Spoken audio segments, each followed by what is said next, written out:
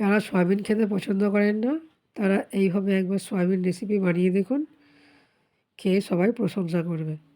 নমস্কার বন্ধুরা, খুকুমণি রান্নাঘরে সকলকে স্বাগত। তো বানানোর জন্য আমি এখানে ক্যাপসিকামগুলো চার চৌকো করে কেটে নিয়েছি, আলুগুলো ডুমো করে কেটে নিয়েছি, আর সয়াবিনকে আগে থেকে ভিজিয়ে রেখেছিলাম সেটাও জল ঝরিয়ে নিয়েছি। একটা বোলের মধ্যে সয়াবিনগুলোকে নিয়ে নেবো। এর মধ্যে দেবো 2 চামচ ময়দা, আর দেবো 1 চামচ বেসন, আর 1 চামচ কর্নফ্লাওয়ার, আর সামান্য একটু লাল লঙ্কার গুঁড়ো, আর হাফ চামচ আদা বাটা দিয়ে এটাকে মাখিয়ে নেব। তো এরপর আমি এর মধ্যে দেবো পরিমাণ মতো লবণ, দিয়ে লবণটাকে ভালো করে মাখিয়ে নেব।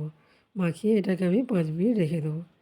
তো আগে থেকে কড়াইয়ের মধ্যে আমি তেল গরম করতে দিয়েছিলাম। তো তেলটা গরম হয়ে গেছে, এই তেলের মধ্যে আমি একটা একটা করে সয়াবিনগুলোকে দিয়ে দেবো।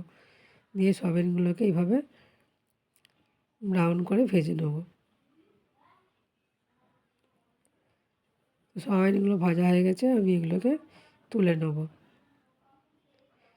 তো আবার দ্বিতীয়বারে আমি একই রকমভাবে সয়াবিনগুলোকে ভেজে নেব। তো বন্ধুরা, আমার ভিডিও ভালো লাগলে লাইক ও সাবস্ক্রাইব করে আমার পাশে থাকবেন। এরপর ওই তেলের মধ্যে আমি ডুমো করে কেটে রাখা আলুগুলোকে লবণ দিয়ে ভেজে নেব।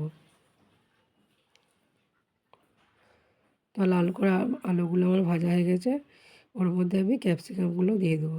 এইগুলো সামান্য নেড়ে চেড়ে হালকাভাবে ভেজে নেব। তো এগুলো ক্যাপসিকাম আলু ভাজা হয়ে গেছে, এগুলোকে আমি তুলে নেব। তেলের মধ্যে আমি ফোড়ন হিসাবে দিলাম গোটা জিরে, একটা তেজপাতা, তারপর দিলাম একটা মিডিয়াম সাইজের টমেটো কুচি, দিয়ে 2 চামচ আদা বাটা দিলাম, দিয়ে মশলাটাকে একটু কষিয়ে নেব।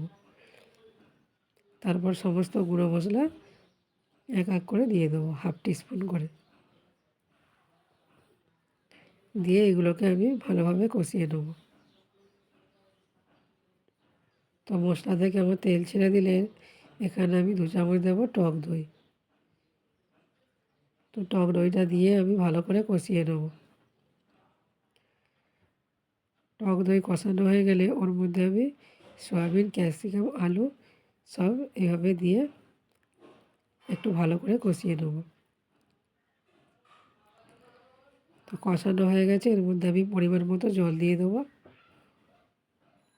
দিয়ে একটু নাড়াচাড়া করে নিলাম। দিলাম স্বাদ মতো লবণ, 2টো কাঁচা লঙ্কা, দিয়ে এটাকে আমি 5 মিনিট বয়েল হতে দেবো। 5 মিনিট পর খুলে নাড়াচাড়া করে নিলাম, দেখলাম আলু আর ক্যাপসিকাম সেদ্ধ হয়ে গেছে।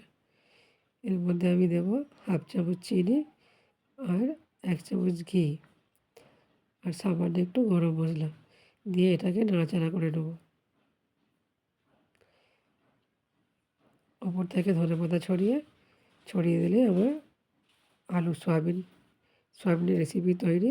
আপনারা অবশ্যই একবার এইভাবে ট্রাই করে দেখবেন, আর ভালো লাগলে অবশ্যই সাপোর্ট করে পাশে থাকবেন।